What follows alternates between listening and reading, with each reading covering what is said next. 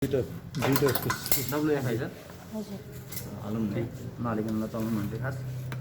WFI ल्याइदिनु मलाई NS नराख्ने नि एनएस भन्दा WFI हालेको बेटर किनकि भित्र सफा गर्न मिल्दैन नि त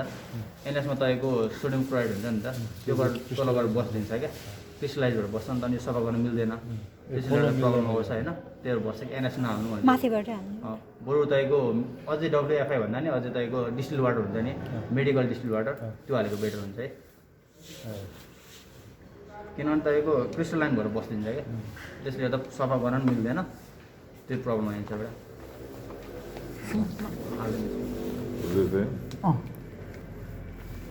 यो नेजल प्रोन जस्तो रहेछ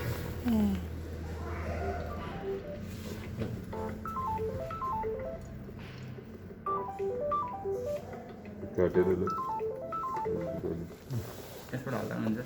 अलिक मजाले हाल्नु न त्यो रेड लाइन्समा हाल्ने हो हजुर रेड लाइन्ससम्म हजुर रेड लाइनसम्म यो नहाले चाहिँ नचलाउनु है पुरै काट्नुपर्छ युनिफाई कनेक्ट नगरेर यो नचलाउनु यो मिसिन ए हुन्छ यसमा पानी हाल्यो भने चाहिँ के हुन्छ चाँडो बिग्रिन सक्छ तातिन्छ नि त त्यसलाई चाँडो बिग्रिने एउटा प्रब्लम हुन्छ है किन यसले जति गरे पनि यसले चाहिँ नि ऊ देखाइहाल्छ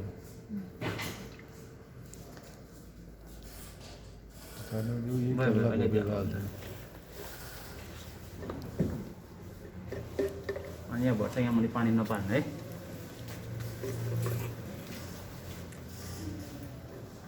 अघि याद गर्नुपर्ने कुरा हुन्छ नि यो हाल्दाखेरि याद गर्ने त्यसो नि यो त्यसमा पर्नुपर्छ है ए हुन्छ हुन्छ अनि यसलाई थिच्ने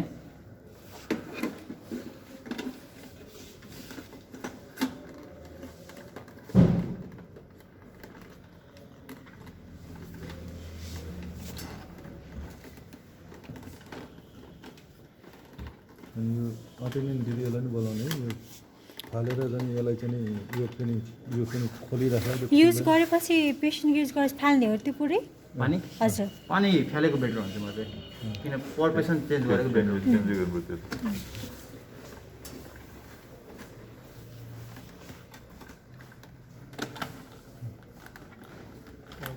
अर्को कुरा याद गर्नुपर्ने यसमा हुन्छ है यो हेर्नु है यसको यहाँ जोड्ने हुन्छ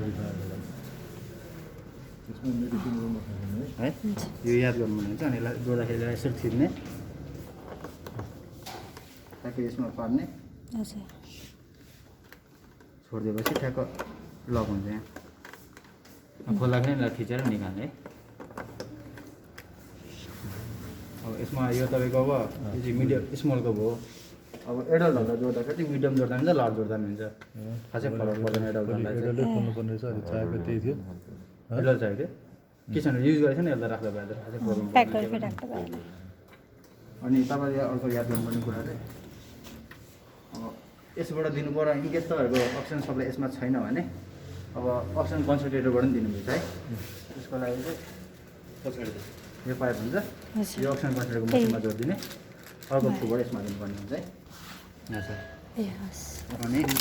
कन्सन्ट्रेटर भनेपछि हाम्रो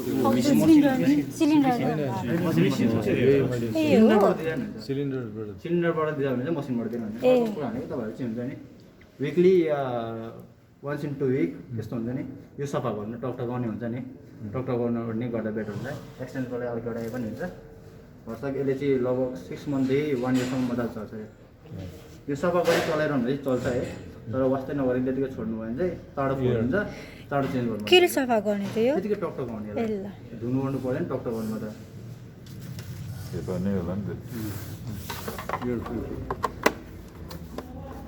एपा फिल्टर त्यो हजुर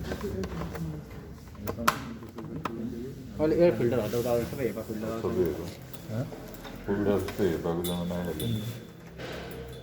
तपाईँको चलाउनको लागि चाहिँ होइन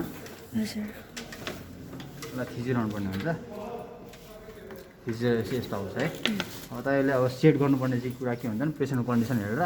तपाईँलाई टेम्परेचर भन्नुहुन्छ हजुर कति सेट गर्ने भनेर फ्लो कति भनेर सेट गर्ने भन्नुहुन्छ है अब पेसेन्ट हेरेर कति अक्सिजनहरू डक्टरले रिफर गर्ने कुरा भयो होइन जे सेट गर्नु छ त्यसलाई ठ्याक्क चलाउनु मात्र टेम्परेचर पनि टेम्परेचर थिच्ने कति राख्ने टेम्परेचर त्यो अलिक फेरि थिच्ने त्यसमै थिच्ने फेरि फ्लो सेटमा फ्लोमा फेरि थिच्ने घटाउनु पऱ्यो भने घटाउने है क्लकवाइज र एन्टी क्लकवाइज त्यही हो बढाउनु घटाउनुलाई एजमा राख्नु थिचिदिने छोडिदिने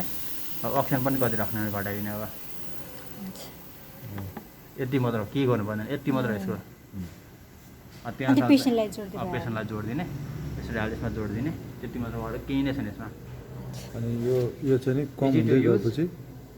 पानी चाहिँ हेरिरहनु है पानी कम भइसक्यो हाल्नुपर्छ किनभने धेरै भयो भने त्यो कहीँ जोड्नु पर्दैन नि है तपाईँको एनएस त्यो डब्लुएसआईमा जोडेर यो त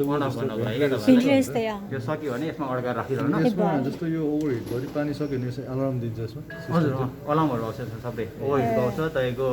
लिकेजको रिलेटेड सबैको अलार्म आउँछ यसमा सबै आउँछ हजुर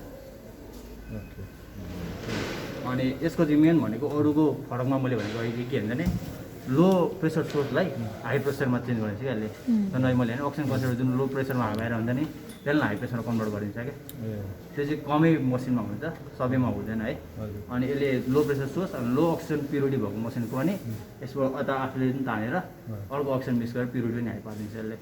कन्सन्ट्रेसन पनि बढाइन्छ अक्सिजनको प्रेसर पनि बढाइन्छ दुइटै हामीले चाहिँ सिधै यसबाट दिँदाखेरि के गर्नु परेन जुन अक्सिजनको सोर्स हो त्यसैलाई त्यसैलाई लिन्छ अनि अर्को बाहिर अर्को यसलाई पनि मिक्स गर्छ किनभने यसबाट तपाईँको हाम्रो म्याक्सिमम हावा आइरहेको हुँदैन नि त यसबाट तपाईँको जति सेट गर्छ त्यो अनुसारले आउँछ नि त धेरै आयो 15देखि 20सम्म आउँछ यसबाट है जस्तै हामीले 70 दियौँ भने त उसले 50 चाहिँ तपाईँको अर्को बाहिरको एयर हुन्छ नि त्यो एयरसँग मिक्स गरिदिन्छ क्या इन्टर्नल मिक्सिङ हुन्छ है इनबिल्ट मिक्सर हुन्छ यसमा दुइटाले मिक्स गर्छ त्यसरी बल्ल पेसेन्टमा पठाइने काम गर्छ अनि सुन्नु न यदि यो छैन भने सिलिन्डर जोड्छौँ नि हामीले अनि त्यसमा कति अक्सिजन फ्लो गर्ने फुल छोडिदिने अक्सिजन तपाईँको जति छोडिदिनु हुन्छ फुल छोड्दा पनि हुन्छ तपाईँको 10मा छोडिदिनु हुन्छ 5मा छोडिदिनु हुन्छ यसले मैले भने जस्तो यता मात्र चेन्ज गर्नु लो सोर्सलाई पनि हाई पारिदिन्छ क्या 2 लिटरबाट पनि 2 लिटरबाट 70 लिटरसम्म पुऱ्याउँछ त पुऱ्याउँछ सर मानव अक्सिजन सिलिन्डरबाट जोडेर त्यसमा जम्मा 2 ग्यास हो भने 70 70 आउँछ किनभने यसले के गर्छ भने त्यो सोर्सबाट अक्सिजन आउँछ 2 लिटर पर मिनट बाहिरकोबाट कन्सन्ट्रेसन त 100% नै भयो नि सोर्स चाहिँ फ्लो चाहिँ 2 लिटर भयो तर कन्सन्ट्रेसन 100 नै भयो यसले के गर्छ बाहिरको सोर्सबाट यसलाई मिक्स गरेर इन्टरनली मिक्स गरिदिन्छ फ्लोबाट पठाइन्छ क्या यसले FiO2 बाट मेन्टेन हुन्छ त कति पर्सेन्ट अक्सिजन पठाउने हुन्छ FiO2 बाट मेन्टेन गर्छ भने कति प्योर अक्सिजन पठाउने कति प्योर अक्सिजन पठाउने FiO2 बाट हुन्छ 2 लिटर हैन हेर्नु पर्छ एम्बु कनेक्टर जुनै भए पनि हुन्छ जताको कनेक्ट गर्दा हुन्छ यसलाई चाहिँ अब एउटालाई चाहिँ यता जोड्दिने अर्कोलाई सिलिन्डर छ सिलिन्डरमा जोड्दिने सिलिन्डर मसिनमा जोड्दिने हुन्छ 2 वे वाला एम्बु जोड्छ नि हामी यो त युजुअली पाइहाल्छ माथि पनि हामी त्यो गर्दै नै पाउँछ अक्सिजनमा मिल्नु पर्यो नि त फेरि हैन युजर मिल्छ होला मिल्छ रेगुलर होला जस्तो तपाईँको चाहिँ के हुन्छ भने अब तपाईँले FiO2 कति राख्नुभयो भने त्यसमा चाहिँ भर पर्छ क्या उता कति आउँछ अब FiO2 चाहिँ 100 राख्नुभयो भने र 2 लिटर राख्नु भने त्यसले चाहिँ कम पर्दैन फेरि FiO2 100 राख्नु चाहिँ कम्तीमा पनि 10 लिटर पर मिनट आउनुपर्ने हुन्छ ए FiO2 हेरेर हजुर हजुर अब FiO2 31 मात्र राख्नु भयो भने तपाईँले त 2 मा जानु पर्यो 2 मा झार्दैन हुन्छ 1 मा दिँदा पनि भइहाल्यो किनभने तपाईँको 1 लिटर FiO2 हेरेर 24 छ भने 2 लिटर 26 छ भने पर्सेन्ट हेर्दा हैन त्यो जति बढाउँदै जानुहुन्छ त्यो अनुसार तपाईँको लिटर बढाएको चाहिँ बेटर हुन्छ यसै भेन्चुरी मासमा हामीले लाग्छ नि त्यो कलर वाइज अनुसार त्यसरी एज अ भेन्चुरी मार्क्स हो हैन तर के छ भने भेन्चुरी मार्क्समा कलरले गर्दा तपाईँको के हुन्छ भने FiO2 देखाउँछ नि यसले गर्दा फेरि FiO2 मेन्टेन हुन्छ तर यसले चाहिँ के गर्छ भने अक्सिजन त पठायो हैन एकैचोटि एक मुष्ट हावा धेरै पठाइन्छ क्या जसले गर्दा तपाईँको लङ्स एकैचोटि एक्सपान्ड हुन्छ हैन अनि त्यसले गर्दा तपाईँको अक्सिजन एक्सचेन्जको प्रोसेस फास्ट हुन्छ क्या किन तपाईँको फुलेपछि फ्याल्नुपर्ने हुन्छ नि त त्यो चाहिँ तपाईँको लङ्समा अक्सिजनको एक्सचेन्ज प्रोसेस फास्ट हुन्छ क्या त्यसले गर्दा त्यो पेसेन्टले चाहिँ चाँडो अक्सिजन एब्जर्भ गरेर फेरि छोडिदियो फेरि अक्सिजन आयो छोडिदियो अक्सिजन आयो त्यो भने कस्तो भने उसको ब्लडमा जान पाउँछ भन्ने कुरा हो सिपाइप भन्दा नि प्रेसराइज भयो सिपाइप भन्दा प्रेसराइज हुन्छ यसमा कुरा त्यति हो सिपाइपले तपाईँको धेरै दिए 40सम्म दिन्छ त्यसमा 70सम्म आउँछ त्यस्तो कुरा हुन्छ यसले चाहिँ के भन्छ अक्सिजन पठाएको गर्छ भने चाहिँ ब्लड सेचुरेसन घट्नै दिँदैन क्या तपाईँको मेन अहिले कोभिडको पेसेन्टमा चाहिँ के भन्छ भने